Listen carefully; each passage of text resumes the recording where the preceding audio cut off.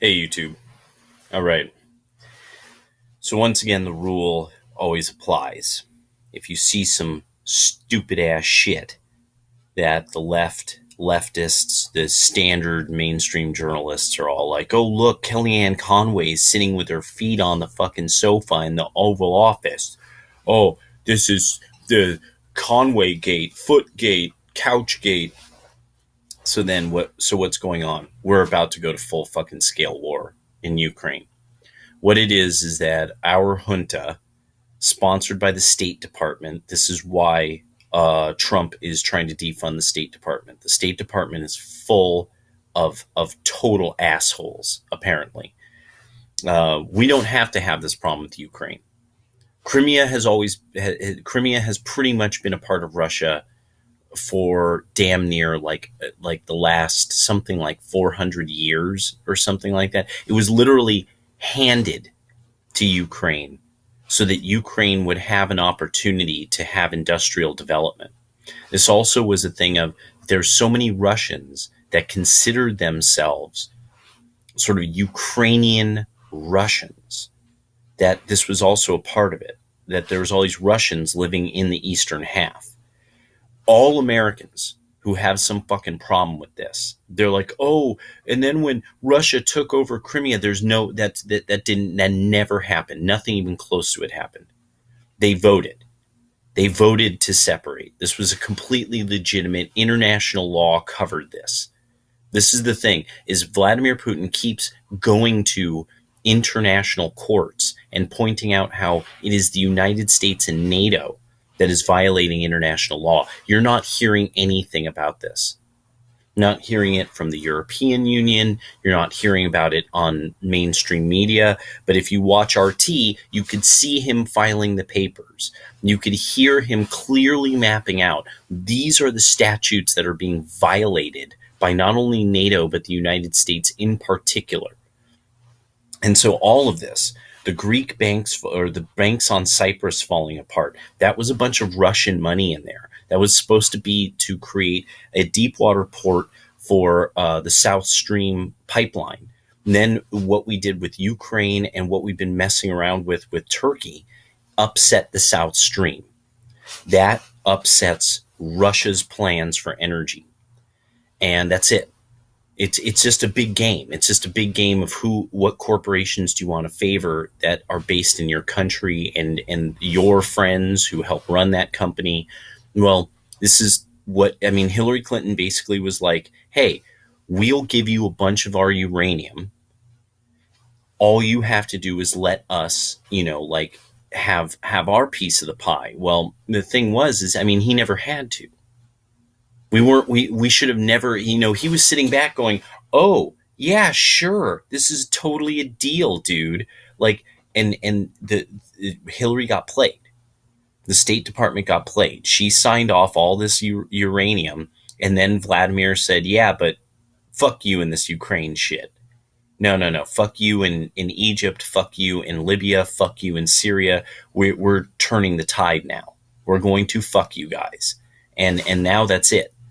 That now we're off and running. It's war. This is just the build up, the slow build up to war. Nobody on the left, the average Democrat, and I mean, let me just make this totally honest, frank, and clear. I don't know a single woman who knows that this shit is even happening. They are totally not paying attention. They have less than no interest knowing that world war is building up. They just don't care. They don't want to think about it. They're not. I really now Stefan Molyneux and Turd Flinging Monkey are really making me understand women just aren't built to know how to deal with this kind of stuff. Like there was Ayn Rand, there's Theresa May, there's like these handful of people now and then who can, but for the most part, until the spear is literally being run right through their fucking husband, their relatives, or their children, they simply don't understand that, oh, war is coming, war is almost here. So, what's going on in Ukraine? There's a giant blockage of coal. So apparently coal is not, that now Eastern Ukraine is no longer able to buy coal from Ukraine, what we're calling Ukraine. And so the DNR and LNR have not received an official response yet from Ukraine in regards to their objection towards the announcement to nationalize Ukrainian industry. This today from Fort-Russ.com. Zakharchenko, March 1st, we say goodbye to Ukraine. February 28, 2017, Fort-Russ News. Reposted from Pollock Navigator, translated by James Harmon. Quote, you journalists ask how to respond to Ukraine. I think with panic. The day of March 1st will be when we say farewell to Ukraine. You can observe it yourself. Ukraine assumes that by organizing the blockade, they shall make us suffer, but they are deeply mistaken. We do not need Ukrainian coal or metal. You, however, need this from us. Zakharchenko continued, we do not need Ukraine. So this is the Crimean area. This is where all so these people are fighting. They are fighting against the junta that we are supporting in Ukraine. This was totally artificial. All these people who cheered for the Maidan, they don't know what they're talking about. All these people have a problem with Putin. It's because we're the ones funding Pussy Riot, and we're the ones funding Femin. We're the ones funding this what's really a fascist junta. These are Banderites. They're Ukrainian nationalist fascists. And their entire ideology goes back to like prior to the Soviets taking over. And yeah. And so people don't want like Americans don't want a part of this. Very few Americans really can handle, like, this is some deep shit that goes back way farther than anything most Americans can understand. They don't want a part of this. Zakharchenko concluded with a final portion of his statement remarking on the lack of cooperation with both sides of the Ukrainian civil war. Now there is no difference between ending the actions of Banderists or allowing them to do as they please. The situation changes profoundly now. Ukraine blockades the LNR and DNR, but we do not blockade them. Perhaps they will consider how to negotiate with us. Until this point, there has been no communication to us, and I have doubts that they will even try until the first day of March. Now that's very interesting. There's something to this. And now I don't know yet why first day of March is some important idea. But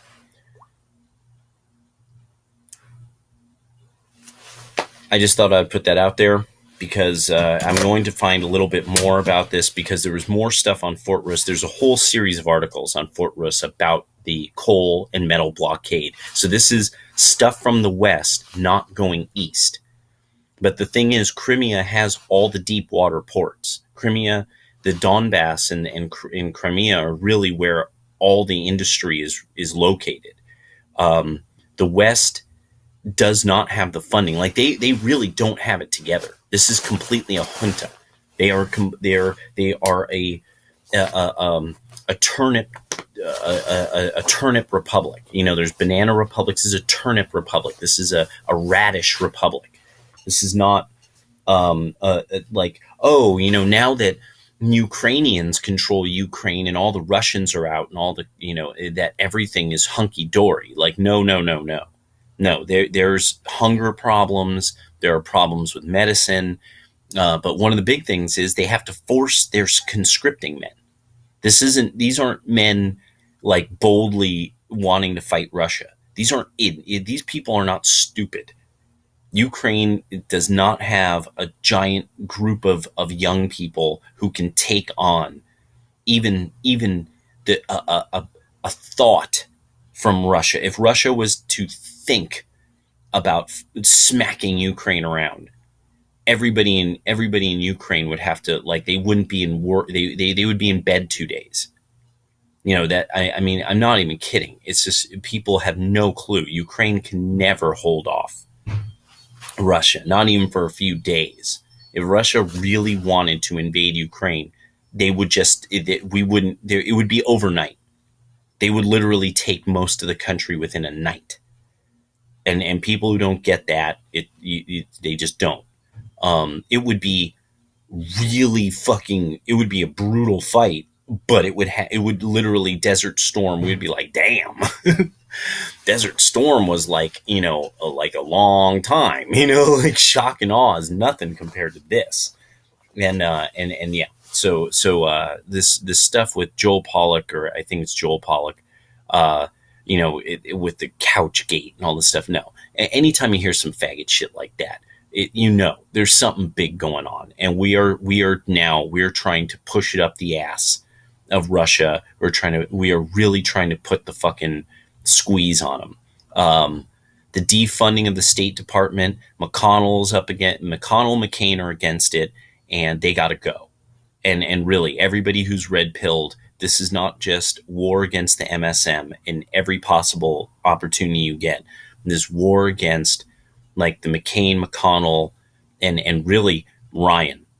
Paul Ryan has to understand that he could have friends. He could have friends. He could have a political career for the rest of his life if he wants. But if he doesn't, he should stick it out with McCain and McConnell. Whatever. I mean, I don't know if they've got something on him, like they have a picture of him with a dick in some boy's mouth or something, but there's something going on. And I think it's just that he really is just a real stupid prick. And he's betting on the jackals and that end of the deep state. And he doesn't smell the liberty. He doesn't understand which way the wind is blowing. But definitely the Democrats, let me make it clear. Too many of these fuckers don't know what the fuck they're doing. So what it is that they are being sold a bill of goods. They think they're on the right side of history, and they have just no fucking clue what's going on. That's my absolute, genuine understanding. Like, when you look at how badly they try to meme, when everything they do is just such fails, it's just such dank lulls, fails real, that you just, after a while, you're like, no, these people have no idea. They're not even wannabes. They're hopefuls. They're not. It's just sad. Soon, I'll be reading from Alexander Dugin, Fourth Political Theory, one of the most dangerous of the Russian thinkers. I love imitating Alexander Dugin. So if you don't know, Katehon, Katehon think tank, that's where you could find a lot of the deep Russian stuff going on. Fort-Russ.com. That's Kristina Kharlova's like kind of an aggregator, similar to Drudge Report. Similar. Not as simple in its navigation, but similar. Always tune in to Styx Hexenhammer, STYXHEXEN Hammer 666 channel.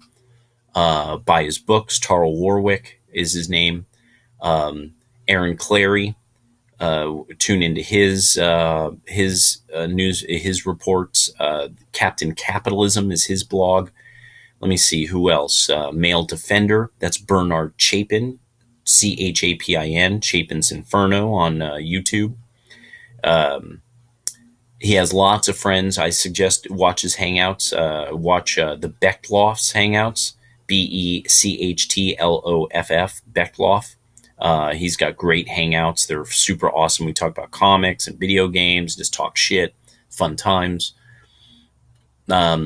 And I will be recording more of my mixes onto a, what do you call it? An 8-track, loading up the audio files and loading those onto Minds. Because if I'm not mistaken, you can easily load MP3s onto Minds. And so I'll be loading those onto Minds and trying to navigate Minds such that I can leave a link consistently to the audio. That's going to be its own experiment that I'll be playing around with over about probably in a few more days when I have a day off. So that's what's going on. There's more to come. I've found a number of pretty interesting stories going on but really the build up to war is totally happening. We are totally being distracted right now. All right, later.